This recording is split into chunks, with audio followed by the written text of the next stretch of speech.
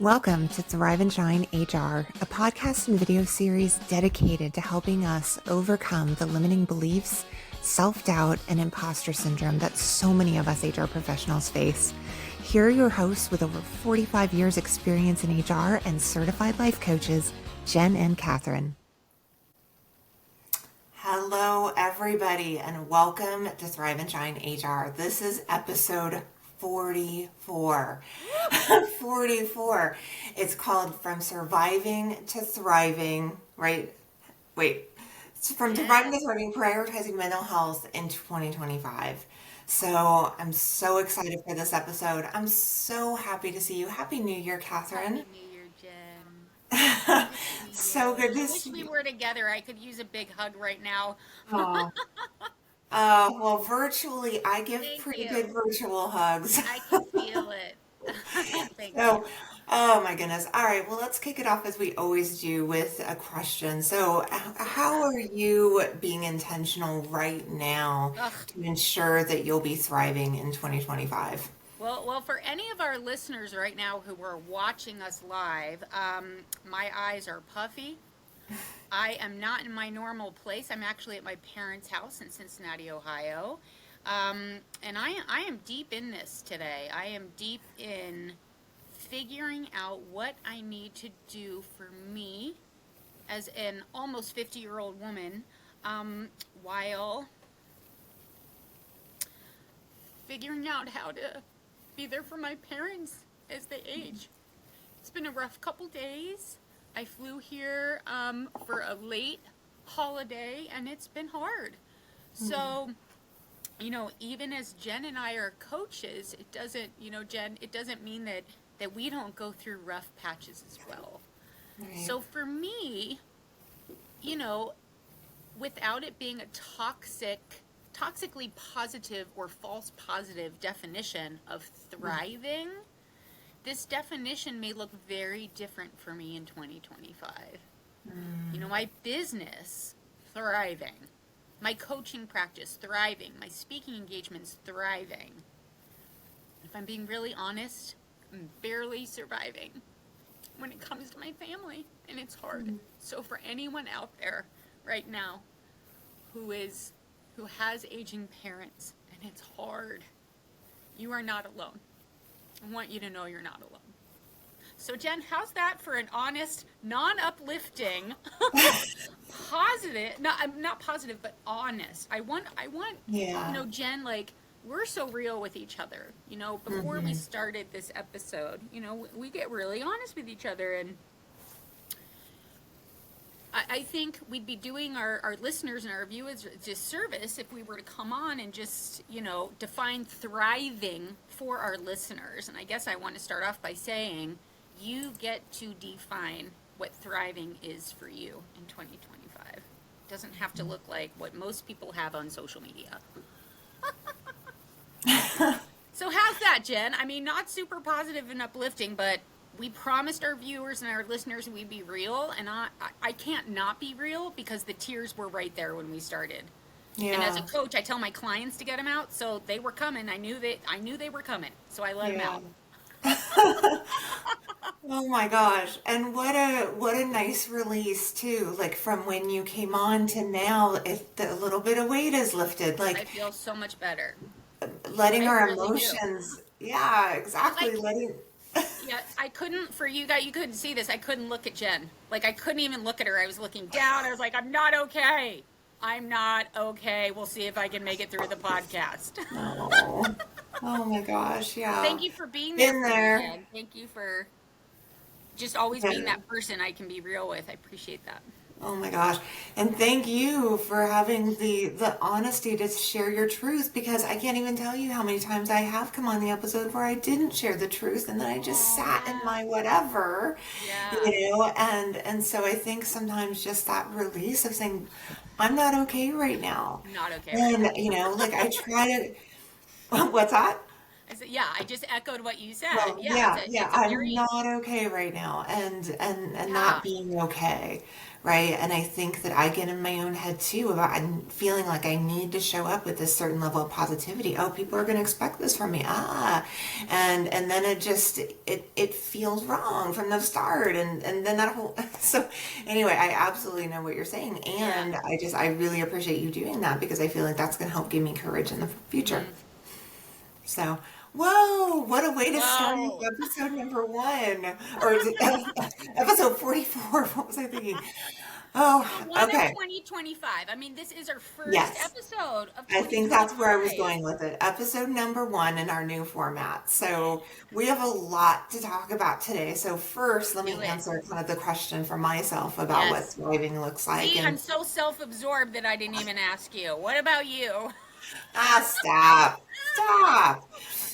No, I've been doing a lot of reflection recently. I got invited with a friend of mine to go to one of these labyrinth things. Oh, So they cool. had on New Year's Day. It was at a church, but it was at a really like open, like I'm not super religious, so I don't want to go down a rabbit hole, but going into churches for me is a little triggering. And so Ah. this labyrinth being at a church was a little bit like, I don't know if I want to go.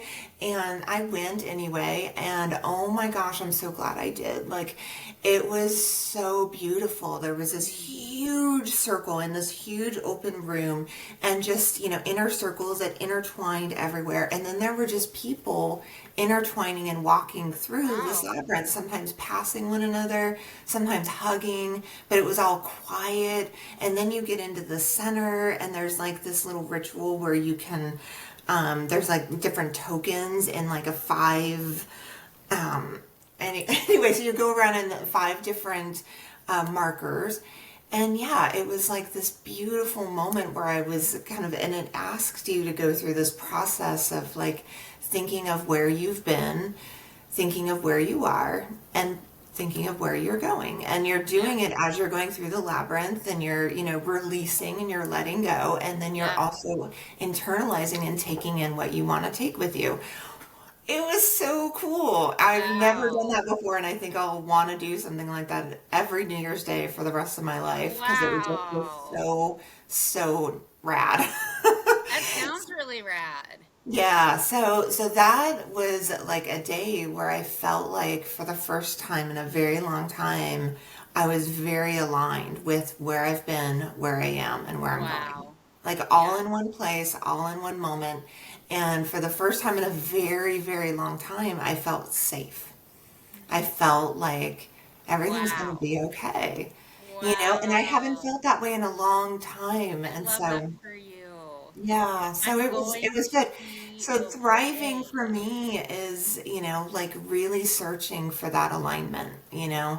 because I think us getting caught in the past or, future, what is it? The stressing about the future. What do they call that phrase? Oh, I don't know. Oh, if Is it a anyone knows phrase? who's listening or watching, put it in the chat because I know it's called something cool.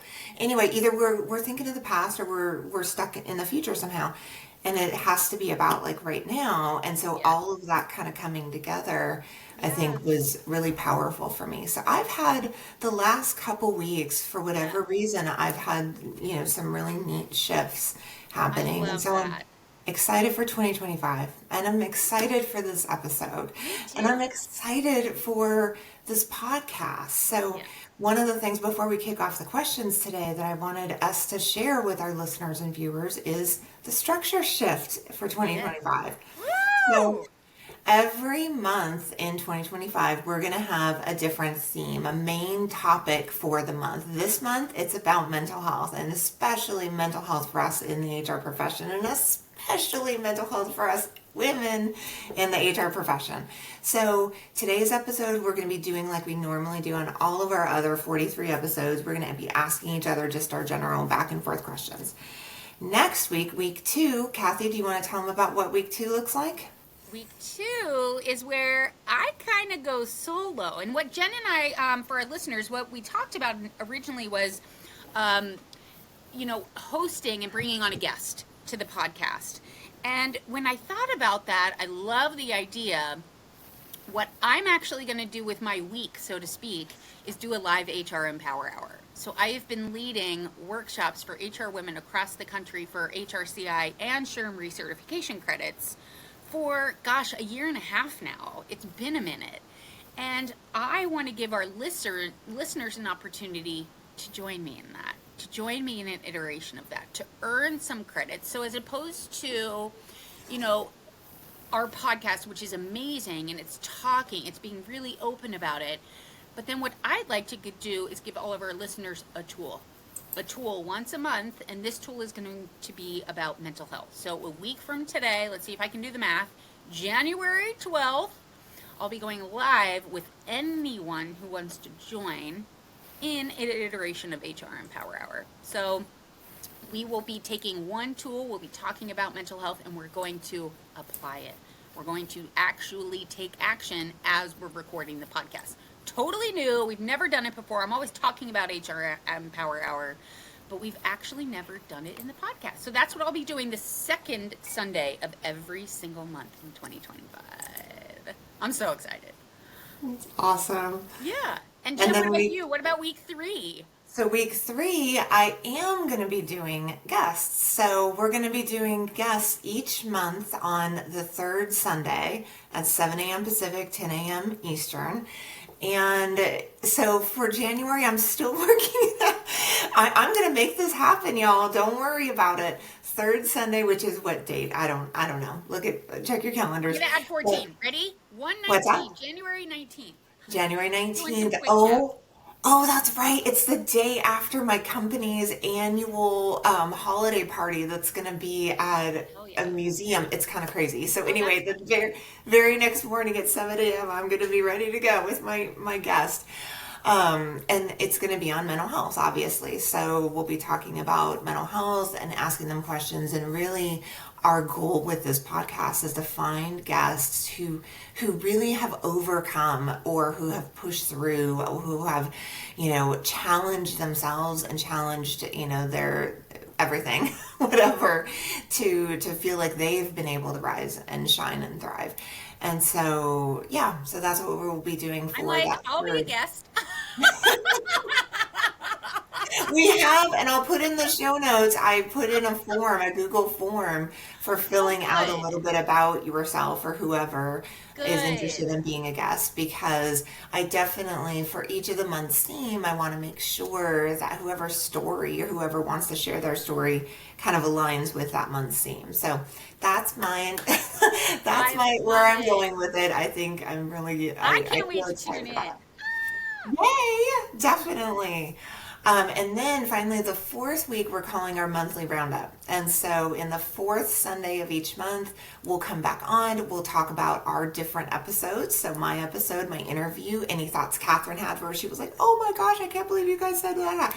Or Katherine, in yours, I might do exactly the same. I'm like, I cannot believe you blew my mind again. All over the place. So anyway, so that will be the fourth week. And then the fifth Sunday, if there's a fifth Sunday, we're going to talk about doing bonus episodes. We'll have to see what's going on, what's hot, what's trending, and then maybe we'll come back on and we'll do something fun. So we'll see what that looks like. All right, we are almost 14 minutes in. I think it's ready to start the episode, do you think? Yeah, let's do this. Okay. Yeah, but I love that. I mean, I think for our listeners to know, I think we're setting the example. Like, try something new. Start the year off with something new, and if we don't experiment with new things, we're just going to keep going around the same hamster wheel. Right. So, Jen and I were like, how do we refresh this? How do we breathe new life into it? Instead of just talking about it, we're doing it. Do. Yeah, so I hope that inspires not many of you out there. Do. Not do, but, do it. Just do it. Nike commercial. Oh my gosh. Okay, well, let's do it. Let's do this. Okay, let's do it. Question number 1.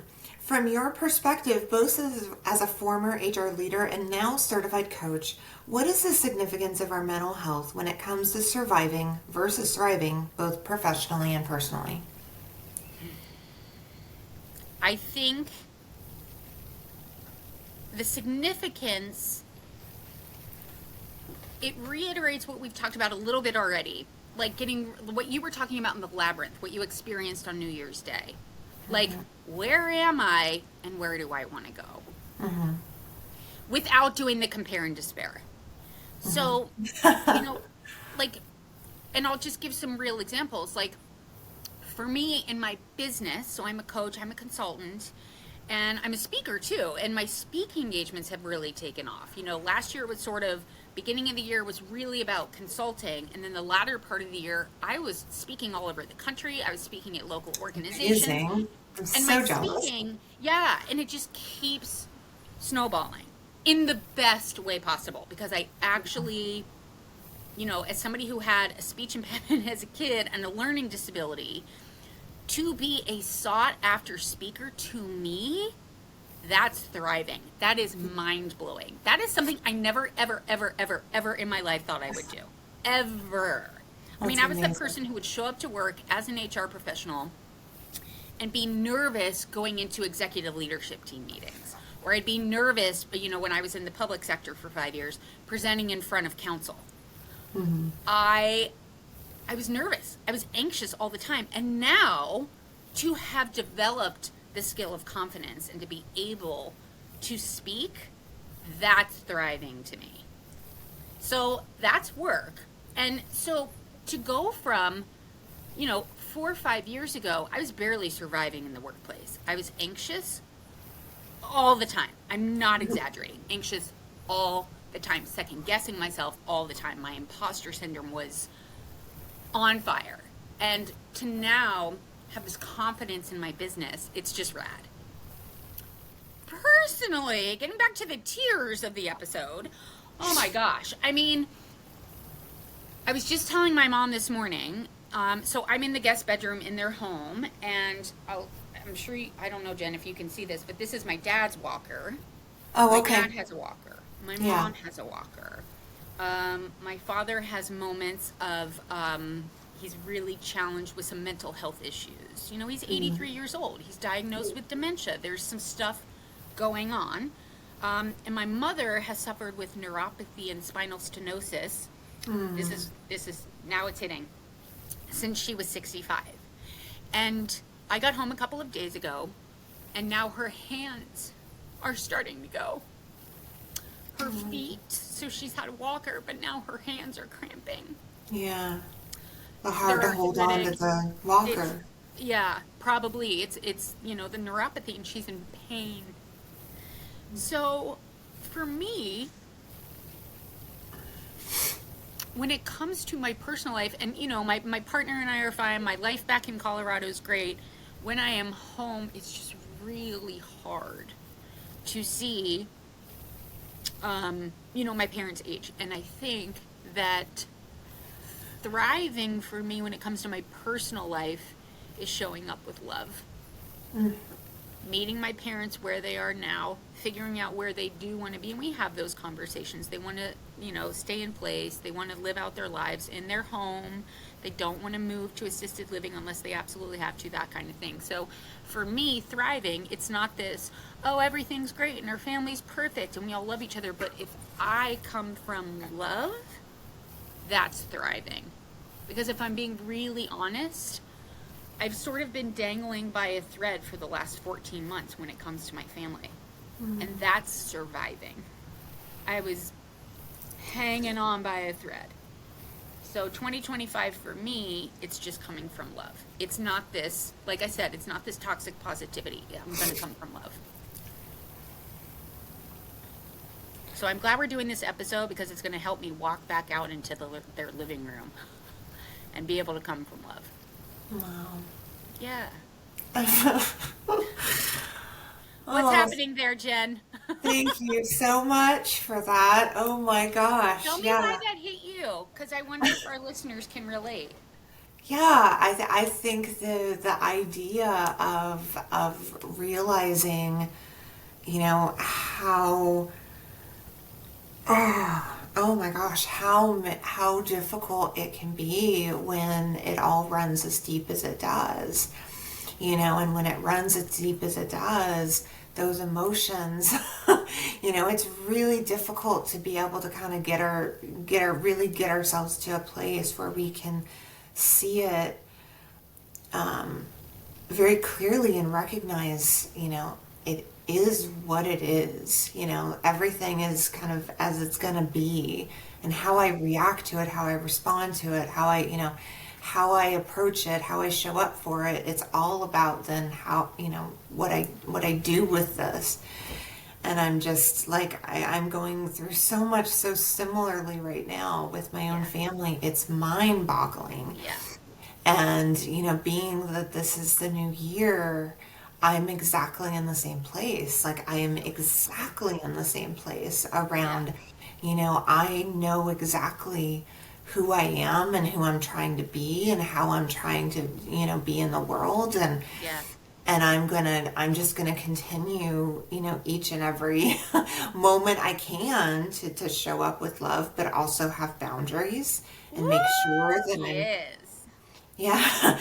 I mean, it just has become more and more clearly articulated in my heart, in my mind, in my soul over the past couple of years. Like 2.5 years ago, as you know, I had such a huge kind of traumatic thing happen where, Yeah. I I just had a period of just profound growth that, terrified the people that I love the most. Yeah. And them then thinking that I had lost my mind and, that I'd gone crazy. Yeah.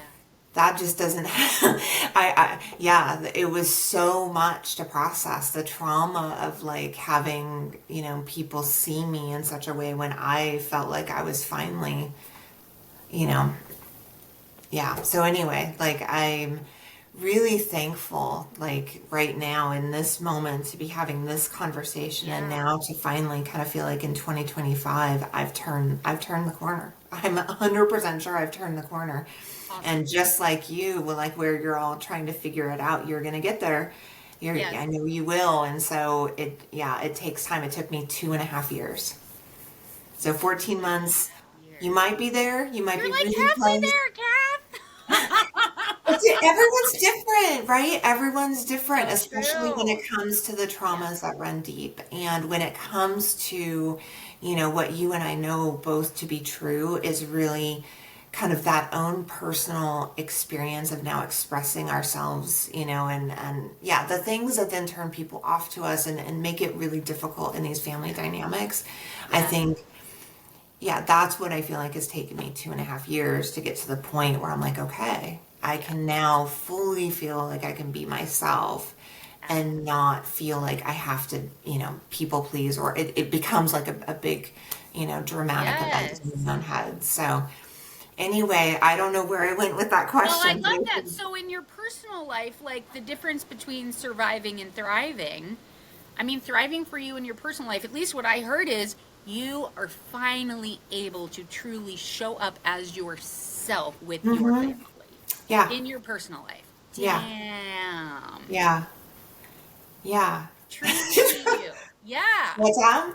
Truly be you. Yeah, no, it took 2.5 years. It took from it being, that 2.5 years ago when I, felt like I was I almost feel like it took a 2.5 year like pause or something Mm. because I was just this clear and knowing of who I Yeah. am then as I am As now. you are now. But Yeah. because of the trauma, because it was like a snow globe that fucking struck my, brain apart when, Yeah. people thought, I was nuts.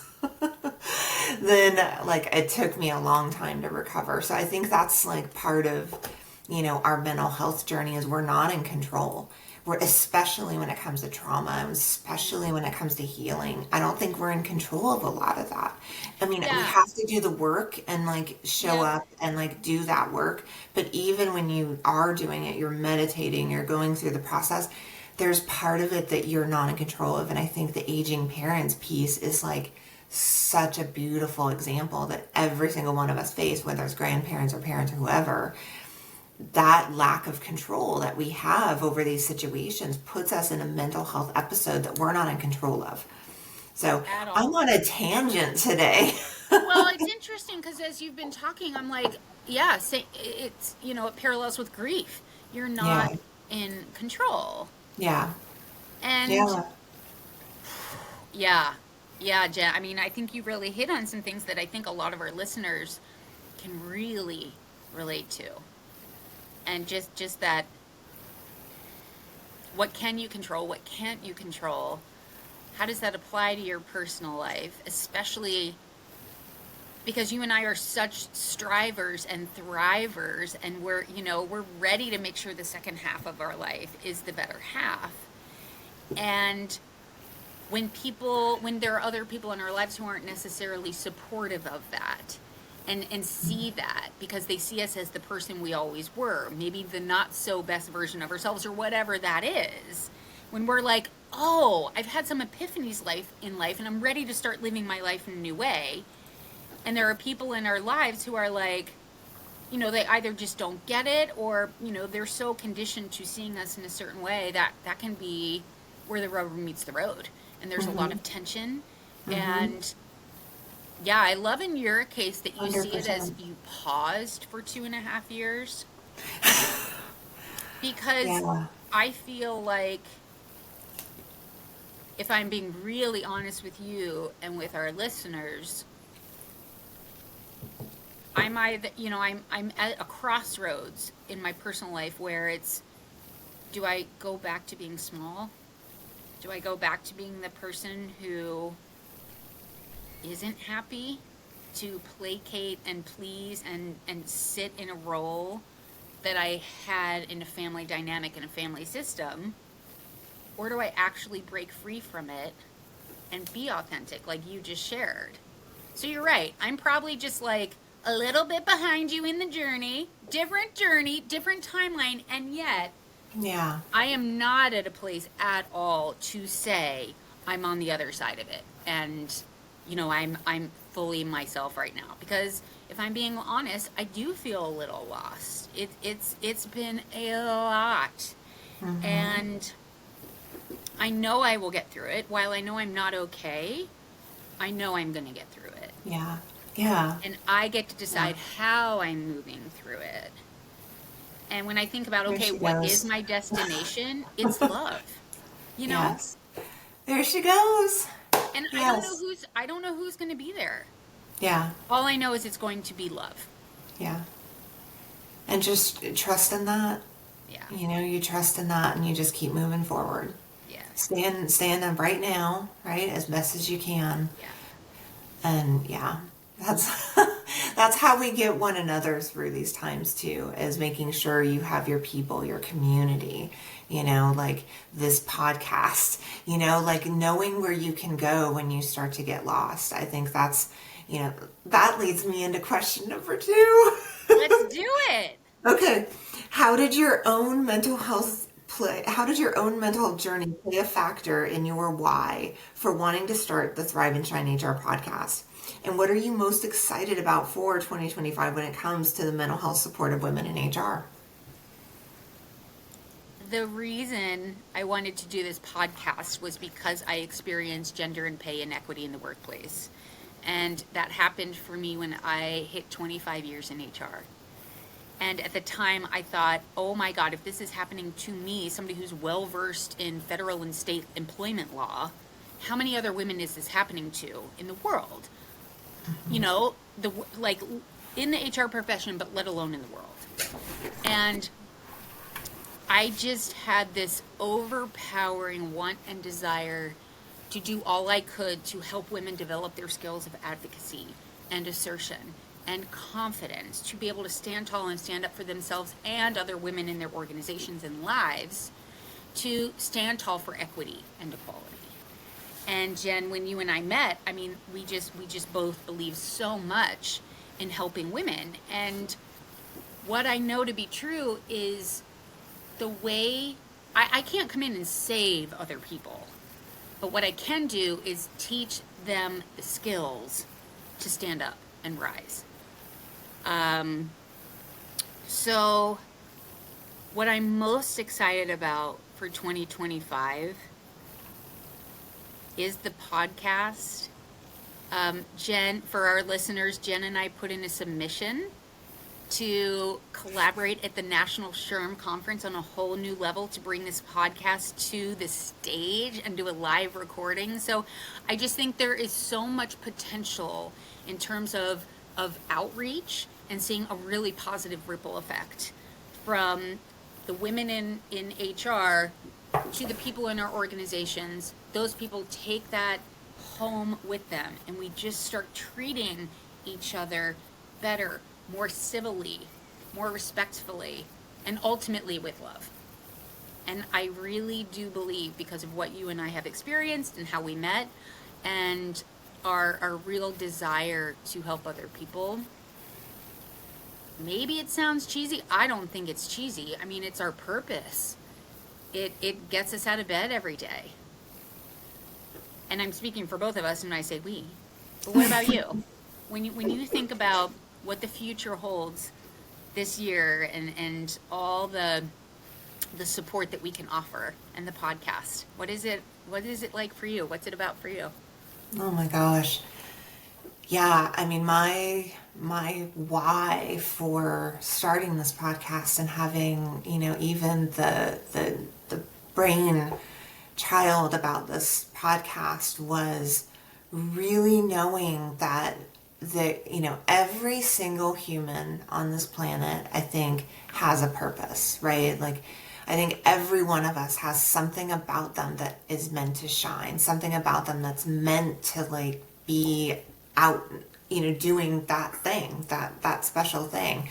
And for Katherine and I, I think it's really about using our voices, using our stories, like, yeah, we have a gift, both she and I. And so when I found you, Katherine, when I saw you and, we first met, I knew right away, like I knew right away that there was something very special about you. And I think our way of interacting with one another and seeing each other really well around how much we're, really wanting to do to show up in the world and make a difference. And, especially to see women in HR thrive. And so, that then just kind of took off. And, from there, it's been such a wild ride. I mean, we're a year, almost a year. I think our first episode was mid-January, so I think we're like a week away from our first episode or something, which is crazy. But since that time when I first talked to you and I said, hey, I believe in this. This is like, something that we can make a huge difference. Yeah. And then my husband gets laid off. Right, and talk about major life things hitting that you don't anticipate. January? No, it happened in November of 2023. Okay. And okay, he you're right. just We started the started. podcast. Yes. Yeah. Okay. Yes. Yeah, so November 2023, when you and I were just in our strategizing phase, he got let go. And it was immediately a pretty huge devastation to this family. And without going into details, I mean, it's been hard. So he just a couple weeks ago started at a job. So it took 13 months to find something. Congratulations, though. Come on. Yes, thank you. Thank you.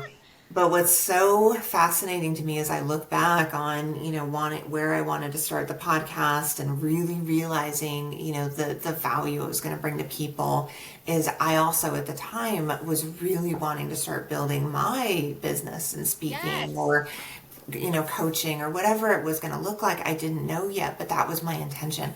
Well, when this happened with my family privately, energetically, it was just too much, like there's only so much in your tank. Like the most recent Mel Robbins episode about it was called Three Truths and, the lies we tell ourselves or whatever. One of the things was every single human being only has a certain amount in our tank every day. Don't freaking fool yourselves that you have like this extraordinary amount of energy. You're going to burn yourself out. That's what burnout is. So you have to be intentional about, your energy and your dopamine and, all of that. And so anyway, so long story short, I just couldn't professionally be able to do the podcast, which I already said, I believe in this. I know that there's something really special here. Yeah. And try to do the coaching and try to do programs and have a 50 to 60 hour a week job where we just 4 days ago, processed our first payroll with our Yes. new HR payroll and Woo! timekeeping system. So it was a huge year. Yes. So I accomplished a lot. But when Yes. you say, you say on my journey, whatever, when it comes to my personal life, I'm advanced because, whatever. That's how I see you, right? Like I see that advancement in your professional journey. It's fine. I'm gonna get there. Like I just have to like cool the the brain when it starts Yes. thinking that, that comparison thing that we do. I mean, that's one of the Yes. worst when it comes to our mental health. So anyway, okay. So in terms of what I'm looking forward for 2025, Yeah. yeah, I mean, I think, so much. I'm looking forward to the potential of getting on a stage with you and sitting there with a couple chairs and have an audience and talking and asking, having Q&A and all of it. I think that I could feel it right now. Mm-hmm. I'm really excited about doing my first program in a long, long time. So I'm so excited for you too. yep, so I'm going to be putting that out really soon. And I'm excited about like starting to get us out there for possible sponsorships. So Yeah. that's something that we really want to start building on and start, through our guests and through, all of it with the podcast. Part of it, and the growth is about like building these relationships and aligning with organizations that really are, Thrive and Shine HR, aligned. So that's those are my goals for the coming year, and I'm I excited love about it. it. And yeah, I think, we've been off to our first year, right? We learned a lot, and that's, I think, in doing kind of the reflection of that Oh first yeah. year. What a great year. What a Yeah. great year. So we are, 44 episodes in, and we have a lot of growth we can continue to do, but we've grown a lot. Yes. I love it. So, okay, well, question number 3. How can HR professionals balance supporting others' mental health while prioritizing their own? Say it one more time, please. How can HR professionals how can HR professionals balance supporting others' mental health while prioritizing their own? I think it's an and. Absolutely. It's funny because HRCI has hired me to speak again on January 15th. And and so it's an audience of 100,000 HR global professionals are invited. I don't know how many are going to show up, right? But it was fascinating to hear HRCI say, all right, we know that we need to put our masks on first before we can, put masks on other. We have to take care of our mental health before, while or before we're taking care of other people's mental health. And their data shows that HR people understand that theoretically, but don't know how to actually do it. So if you as our listener are struggling, you're like, yeah, I understand it, but I'm not doing it. Or I don't know how to do that or what that looks like for me. I would invite you to explore that this year to figure out your how. I love Simon Sinek's work on the why. Mm-hmm. Maybe 2025 is the year of how to take it from the theoretical and put it into the practical and put it into the application. So my answer is a little bit different in that the how is different for everybody. My how this morning, I didn't sleep very well last night.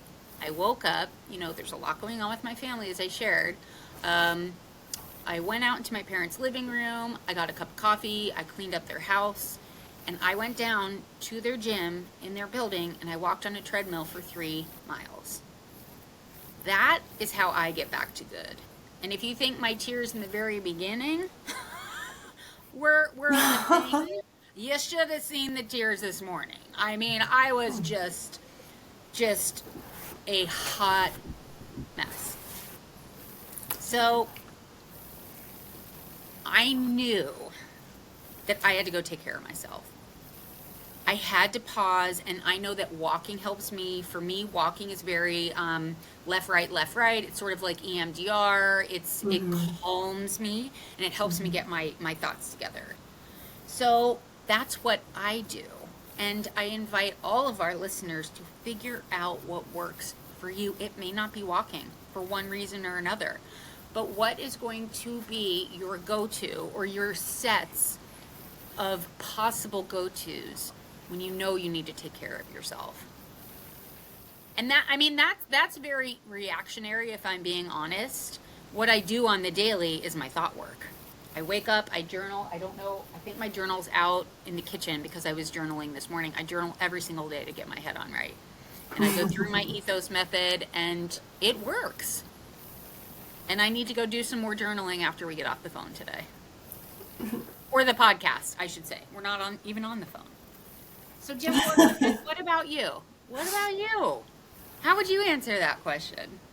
Yeah, I absolutely agree with everything you said. So I don't want to, be repetitive in that way, but I will say that, one of the things that I have began to recognize through my daily practice, I mean, my biggest daily practice is meditation. That's like a non-negotiable no matter where I am, no matter what I'm doing. Yes. Exercise I can sometimes put off. Like there's some things I can put off, but meditation I don't.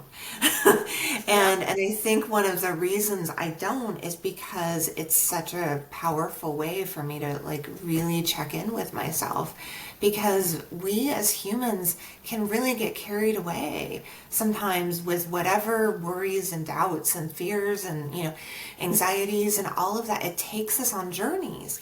And if we're not really, slowing ourselves down every once in a while to do like you did, to journal it out or to just take a moment and say, okay, what's happening right now?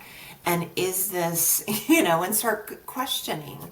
So, I can go down a rabbit hole and, with all of that. But I think in terms of like me personally, I'm so clear now that the fact that I have that daily practice, the fact that I'm relentless about that daily practice, how I show up when it comes to being with others and however they are, if they're angry, if they're upset, if they're worried, if they're, it's not perfect because sometimes my monkey brain still gets in the way, but more and more I can actually almost like be in the moment, like be feeling like I'm meditating while I'm dealing with someone who is emotionally triggered.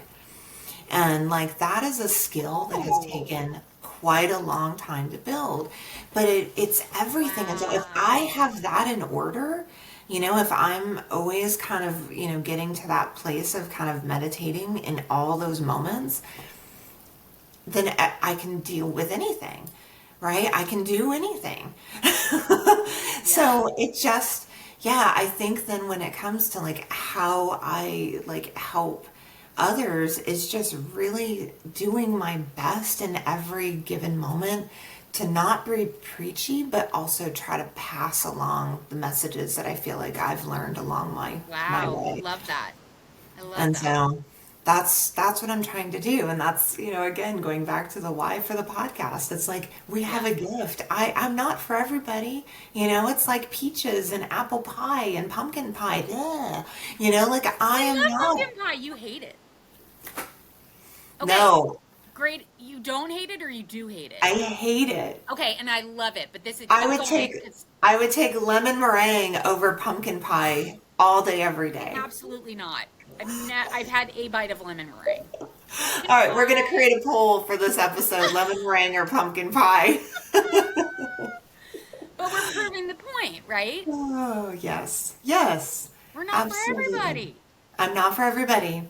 I'm just not. And so that's why I know that even though this podcast is slow to build, even though some of this is slow to build, there's something there. You know it, I know it. Like, and it's Yes. not like, yeah, it's not from a place where I see my ego going out of control. It's really from a place of almost feeling called, right? It's the purpose piece of like, this means something and I'm just going to keep moving it forward and I'm going to learn my Yes. lessons when we fall and when we do something that we don't want to do again. Like, so anyway, like I think that message and being able to send that and help, with others who struggle with that just as we do all the time, I think is going to be part of what's going to help, you know, anybody out there.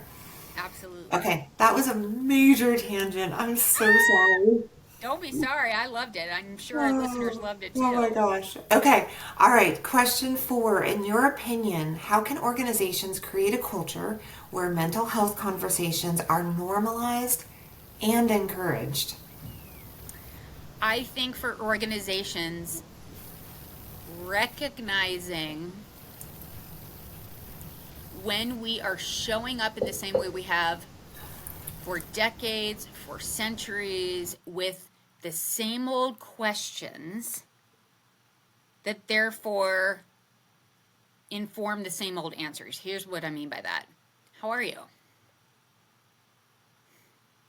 Is somebody really going to tell you how they are when you ask the proverbial 3-word sentence, how are you? You're going to get a fine. We have to start infusing what I call HQQs, high quality questions, into the workplace. And maybe it's on a scale of 1 to 10, 1 is your worst day ever, 10 is your best day ever. Where are you at, right? Or maybe you use some different language that's aligned with your organization's mission, vision, values. But creating some sort of, we used to call it a necktie in college. Maybe that's a thing. I don't know, Jen, if you had that, but like, we would call it a necktie. Like, if you needed to be saved, like, we kind of had a safety word. And we had a safety, Oh, like, thing, and we put a necktie. Well, that was for other reasons. But in the freshman dorm, we would put a necktie on the door if we didn't want to be disturbed, right? So we sort of took necktie. My freshman year, floor peeps, we used necktie throughout our entire time at college. oh, And the same thing wow. can happen organizationally. It's like, how can you, in your organization, say, how are you really doing? And the way that we did this in the organization I consulted with for 18 months, the chief of police actually came up with this one. And he said, hey, do you have 8 minutes? And it's such a random time, but that was his way of saying, I need help, and I'm Mm-hmm. coming to you for help. Yeah. Hey, do you have 8 minutes? And that was a signal to everyone in the organization that that person needed help, and to kind of stop what you were doing and help that person.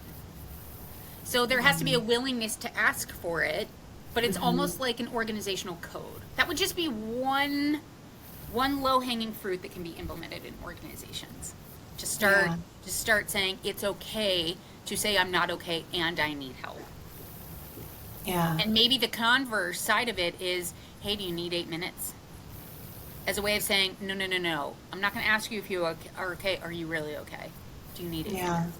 I like that one. I hadn't thought Oh, about the converse of it, right? It's not always the obligation of the person who's in pain or needing help. It's the obligation of other people who see the other person's behaviors being abnormal. Maybe mhm. they're pretty steady Eddie, and all of a sudden they're like, "Hey, I'm fine. Everything's right." They're inflating or coming across as really, really, really happy when they have never been like that in the 10, 20, 30 years they've been at the organization. You call them Mhm. in by saying, "Hey, do you need 8 minutes? Like, everything good in there?" Yeah. I don't know. What do you think, Jen? What's been your Oh, go-tos? no, I love that. Love it so much. And I remember hearing that 8 minutes saying somewhere before. And so Yeah, when you there's a said it just significance now, I'm to like, it. oh my gosh, I need to make sure that I remember to use that or Yeah. some variation of that because it's so like different, it's different. And I It's think it gets different. your It attention catches and your can be, attention. yeah, yeah, and can be kind of like that messaging around, hey, this matters. So, oh, that's really good. I like it too. So, I stole it. Chief Brody, that one's for you because you said it. oh, All right, Jen. right What on. do you do? What are your techniques or tips for our listeners? So in my time, in HR, I've been so blessed to work for different organizations where we've brought in, different training and this and that, and I've seen it at organizations with true leader buy-in, and I've seen it at organizations without true leader buy-in, right? And Totally. good training, right? So there was an organization that I was working at, and they brought in a program, and I wasn't the one to choose it. It actually was chosen before I started, and it Yeah. was called nonviolent communication. Have you ever heard of it? Uh-huh. Okay. So, and it's, it's a pretty like go there, go deep type program. It's a great program. It was 3 full days, and we had our entire leadership team, which is about 15 of us.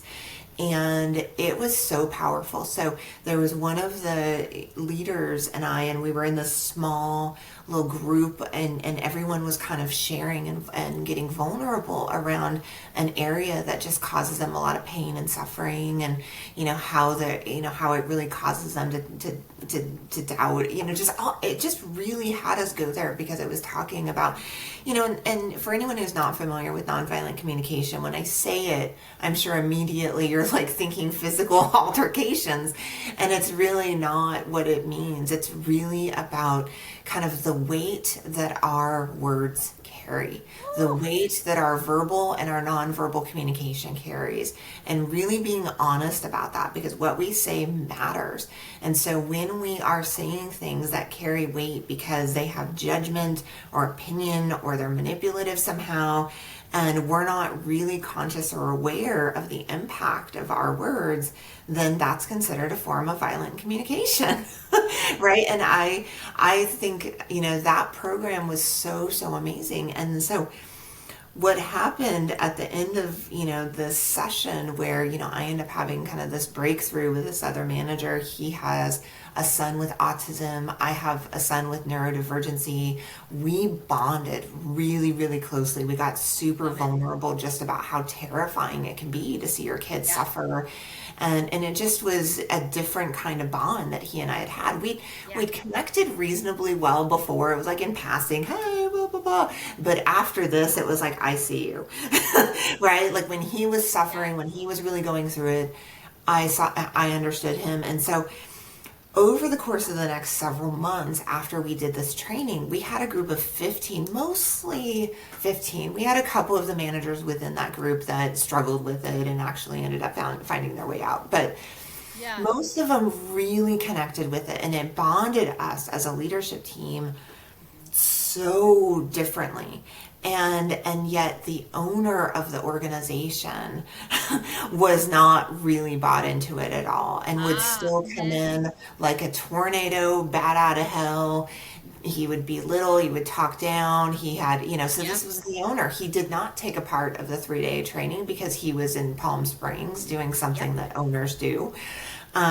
So then when he came back and he had his expectations and this and that, he had no idea what we had been through. He had no idea the courage it took those 14 other managers to be able to share their souls and feel now connected with one another.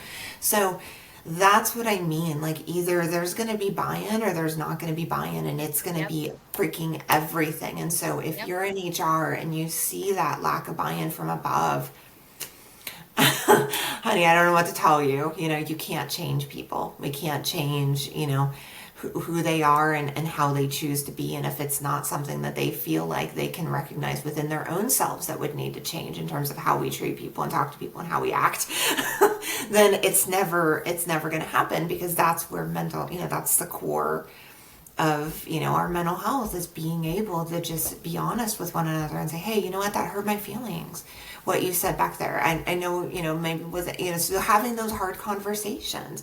Yeah. And that's what had happened within that leadership team over, before it started to kind of get destroyed by that owner, was we were really, getting vulnerable and sharing the hard stuff sometimes, even when it wasn't easy.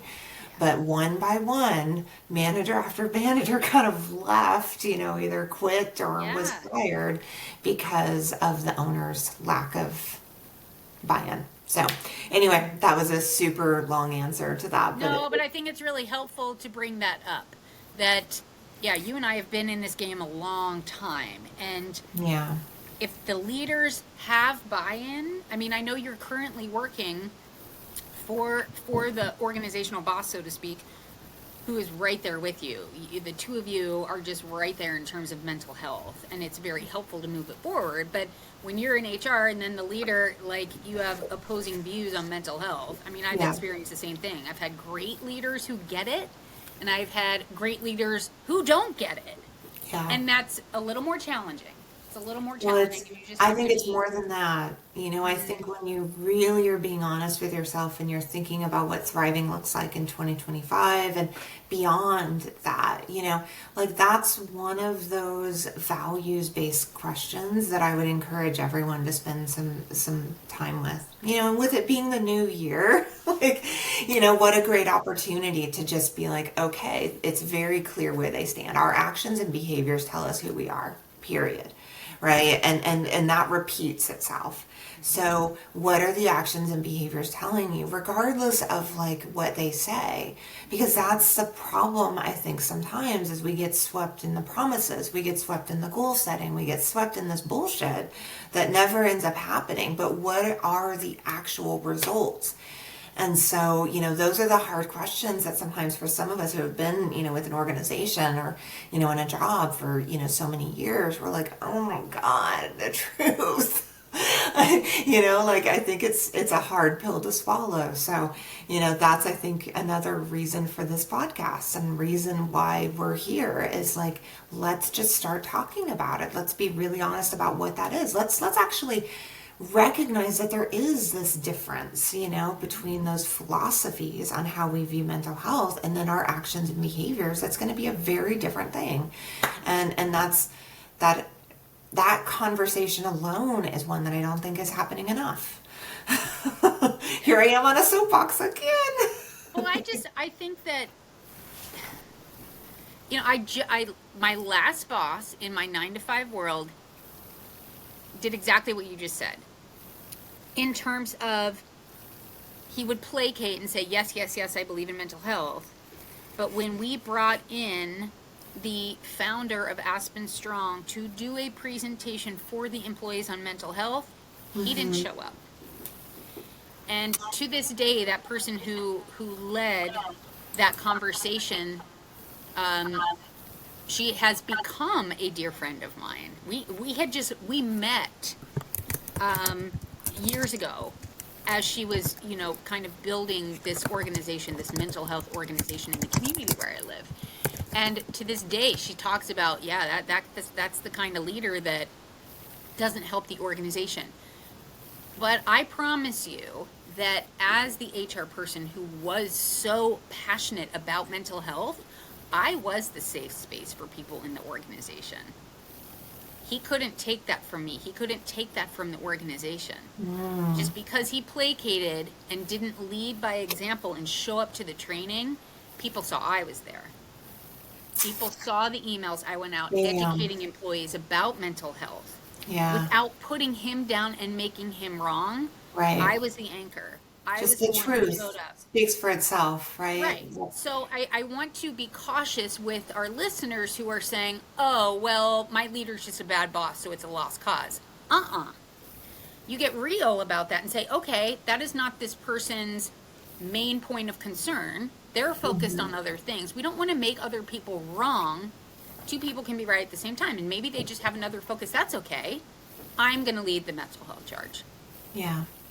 Yeah. That is empowering. That is very empowering and absolutely such an amazing point, right? Like, I think there's always this kind of battle going on with a lot of us around, is it even worth my effort? And I think sometimes when it comes to, the impact that we can have by stepping up, by, kind of getting outside the box and saying, well, what can I do? How can I have an impact here? What can I do?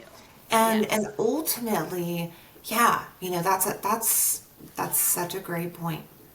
There's always that possibility to be able to see where you can do something, right? It's not just about kind of seeing it and getting pissy about it and, walking out the door. It's like, okay, what can I do? Because this job I do, these people, all of the things that if they truly matter to you, then how can you kind of step outside the box that we think we are in Totally. and really kind of define it for yourself. Totally. Awesome. Yeah, Okay, draw some new edges, right?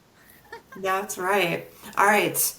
Question 5. What tools or practices have helped you maintain your mental well-being in challenging times? Maybe Hands today? down, my ethos method.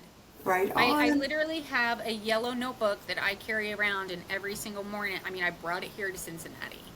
And I go out into the living room, I watch the sunrise before anyone else is up in the household, and I do some thought work.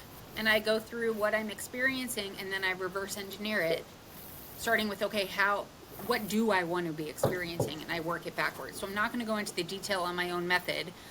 We do that in HR Empower Hour, but that is what I do every day. So similar to your meditation, Hmm. that is my go-to, non-negotiable. I work on my thoughts that I'm choosing. That's awesome. Yeah. What about you? Yeah, I mean that's I think the process that I do in my mind, Yeah. and I think when I really get stuck, that's when I go to pen and paper. I think Woo! I haven't been the best journaler, but I've been a part of a meditation 21-day meditation thing, and so part of it is like actually having to journal a little bit, and I really have enjoyed it, which is Yeah, it's really funny. fun. I'll go months sometimes and not really do a lot of journaling, and then when Yeah. I start doing it, I'm like, I like this. So that's been me just the last couple weeks. So I I think, love that. but otherwise, my process is really similar. I'm checking in with myself and I'm really being honest around what thoughts are, causing, whatever stir up to be happening, and then going through and really understanding, what might be behind it, what's really, the root of what's causing me to kind of feel the anxiety or the fear, right? Because it's one thing to kind of, recognize, oh, that's why it's happening, but it's another thing to like continue that process of like exploration on Yeah. what's underneath the surface. And I think, with my family and all the Yes. work that I've gone through, I think it finally has kind of gotten to a place where I can see now why why, I had to kind of fall and hit as hard as I did and go back Mm. through it again. Yeah. It's almost like I had to go back through everything again, and I'm like, oh, I see now. That's Okay, so thank you, cool. higher power, God, whatever, Yes. universe. Like Yeah. I believe that, and I think part of that is the willingness to like continue to ask questions, continue, and that's how I see me. Like like I'm very fascinated by like philosophers and Einstein and people who like just would say that they're a continuous learner for the rest of their lives. I want to be a Oh yeah. continuous student for the Oh yeah. rest of my life. And, part of that is then making sure that I'm doing everything I can to fill my tank as needed and recognizing that when it gets dysregulated. And that's again part of just that daily check-in with myself. Yeah. So, okay, last question. Woo! What's one piece of advice you'd give to HR professionals to make 2025 their year of thriving and not just surviving? I think that you need to identify what surviving is for you and what thriving is for you. Don't compare and despair. Like Jen and I, we share our stories so that you can get honest with yourself. And maybe everyone in your family is healthy, and maybe you're about to get married, and maybe you just got a promotion at work. So thriving for you is going to look totally different than somebody like me who is dealing with everything that I just shared so openly on this podcast. And maybe if you're anything like one of my clients that I'm working with who has just wrapped up a multi-year contentious divorce. Mm, Her entire world was rocked. So surviving to her and thriving to her looks different. Do not beat yourself up if your definition of survival is different than someone else's. Just be honest with yourself and identify what thrival looks like. And decide that you deserve to thrive. You deserve to start moving the needle out of survival mode and toward thrival mode. What does that look like? How do you get there? And if you don't know the how, that's where Jen and I can help as coaches. But you define it for you. Jen, what would your advice be? I have chills and they're multiplying. That was so powerful. Thank you so much for that. I feel like, that advice is everybody out there, I think, needed to hear that. So thank you. Yeah, ditto times infinity. Yeah. I, Infinity, I love that. Yes. what's that? We're all connected, the infinity. Yeah, we're all connected. We're all in this together. Nobody's alone. You feel so Yeah. alone in HR. Yeah, yeah. And I really appreciated that, you're just putting out there that sometimes I feel like we don't feel like we have this permission to be exactly where we're at and to have this, this human experience that causes, all kinds of turmoil within ourselves. And then, we start isolating ourselves, or we start feeling, more, lost and afraid. And, it's like this perpetual cycle. And so what I'm really, really realizing is it is about community to me. And so, in addition to everything that you said, I would just add on that community aspect, that not feeling alone and speaking about it, right? So, to look at your face and to see, your smile after, the hour and the, pre-talk, there is something huge to be said about the surrounding ourselves with Yeah. people who can bring out the best in us, and the Yep. people that really we can see and feel Yeah. that we help bring out the best in as well. And when it comes to HR, I get, I get that joy every single day, every single day. Yeah. And that, if that is not, if you're in HR now and you feel very distant from that, and I think there's a spectrum to that. I don't think there's all one or all the other. It's absolutely a spectrum. And so knowing where you're at and really being honest about that gap, and whether or not that gap is something that is worth spending time on and questioning with a counselor, with a coach, with trusted friend, with other people in HR, with Katherine or I, finding the people to really start questioning that gap for you. Because if it's causing you repeated turmoil and anxiety and stress and overwhelm, that's not what we want in 25. That's not going to help you thrive. So it's got to be about getting it out and finding the community, finding others that are going to help you get that release. Because I promise you, that release is going to be then that new beginning, that for those who are feeling that stuckness. So it's getting out of our stuckness. Wouldn't you Yeah. agree, Catherine? Absolutely. I mean, out with the old and in with the new. Out with the Yeah. old thoughts that are keeping you in survival mode. In with the new thoughts that move the needle. Yeah. Yeah. Yeah, I always talk about Absolutely. finishing the sentence, right? It's not I can't. It's I can't unless, and then you got to fill in the blank. Unless you do what? Yeah. Unless you do what? If you stop with I can't or I don't know how, that's survival. Yeah. Thrival is I don't know how unless I go have a really meaningful conversation with my mother. Like whatever that is, you've got to finish the sentence. Right. Right. Yeah. Yeah. Go, Jen. Oh man. Okay. Well, we are way over what we normally do, but I think that's okay. I think this episode matters. I think the conversations were powerful. The stories. Thank you so much, Catherine.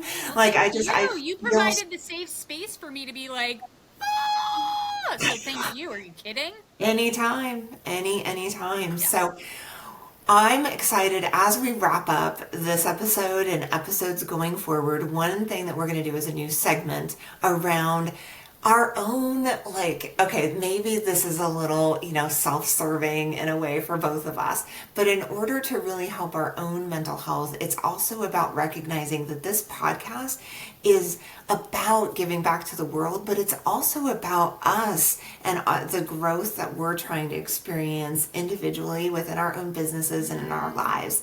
So with the new segment that we're going to have at the end of each episode, I want to hear from Katherine, and then I'm going to share myself. What do you got going on? So Katherine, what do you got coming up for everybody? Yeah, I mean, I can't help people unless I know that they need help.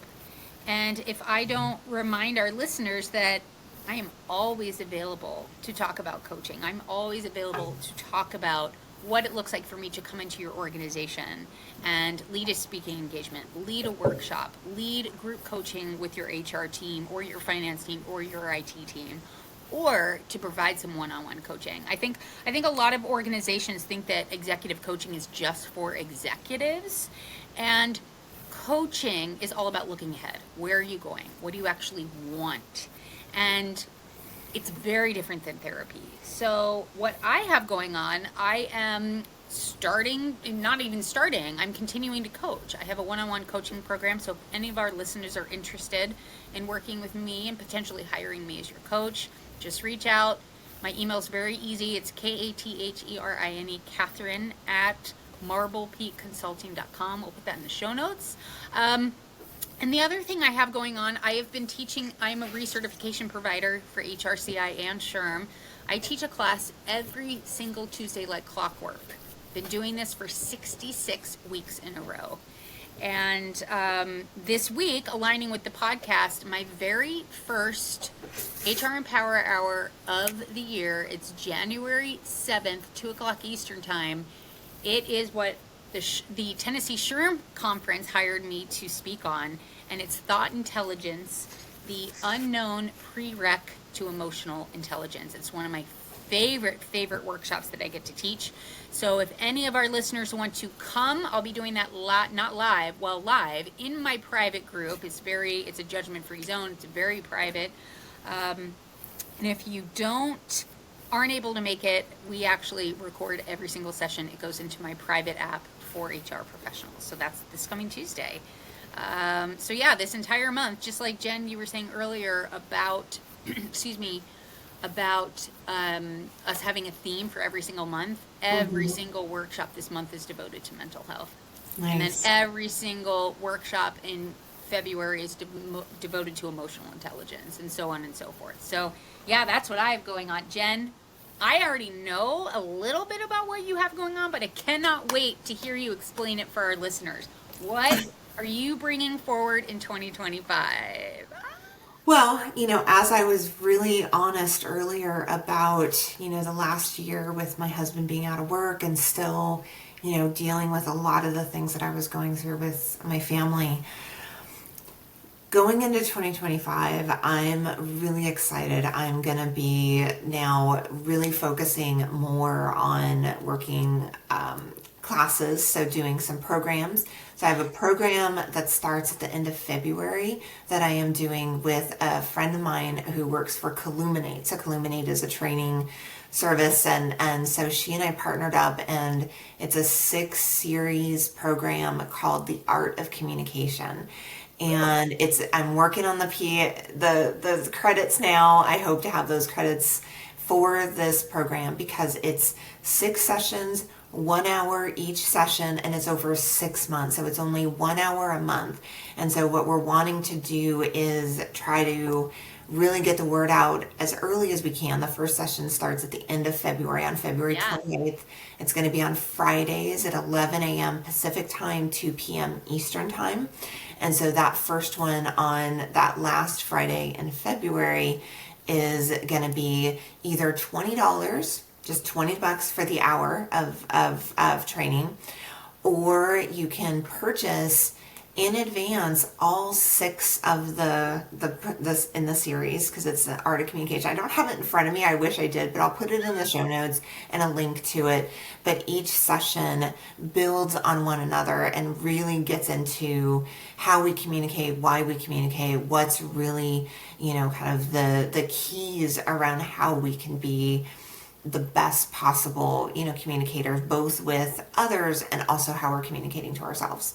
So it's going to be really, really powerful, and I'm excited about it. And I I'm think it's so excited. Oh, thank you. Yeah, I think it's going to be just my way of kind of getting back out there because truly over Yes. these past 2.5 years, other than the podcast, which I shared with you privately how scary, it was even at that time for me to put myself out there again. And then even after that, I think just my imposter syndrome kept me from getting to this point until now. Yep. So I'm excited about it, and I think it's just the beginning. And I also want to look into doing some speaking gigs. Having you as, my podcast host and somebody that I feel like is like my mentor is really Oh, fun because I can watch you and how amazing you're doing it, and then try to kind of just follow along, knowing, you've got your own special place, not trying to compete, but also knowing, yeah, you do such amazing work. So yeah, there's no competition. It's lifting each other up. It's promoting, it's cross promoting, it's the way women must show up in this lifetime. We have to support one another. There's billions of people in this world. There's a lot of people who need some help in order to thrive. And I'm so excited to support you, and I cannot wait no, to see where your programming goes this year. It's going to thank be amazing. you. Thank you. So at this point, that's all that I really Awesome. have. I'm not doing a whole lot more other than that right now, just trying to get through Hold up. school. You have a full time job that requires 50 to 60 hours a week. Like, this is huge. Yeah. Congratulations on taking the leap. I cannot wait to see Yes. what happens with your program this year. Oh, thank you so much. So, all right. Well, with that, so we got through our questions, we got through our new segment, and now it's time to wrap up. So, thank you everyone for listening and watching. We are so excited for where 2025 is going to take us. And remember, every single Sunday, we are good live at 7 a.m. Pacific, 10 a.m. Eastern through 2025, except maybe Yes. that fifth Sunday, we still need to talk about that. But otherwise, Bonus. every Sunday morning is where you can find us. And I think we want to continue to build, we want to continue to grow. We love your feedback and we love to be able to have the engagement. So hopefully we're just going to continue to see this grow. So thank you so much, Catherine. Oh, thanks, Appreciate Jen. it as always. Thanks And for being there everyone, for me. oh, of course.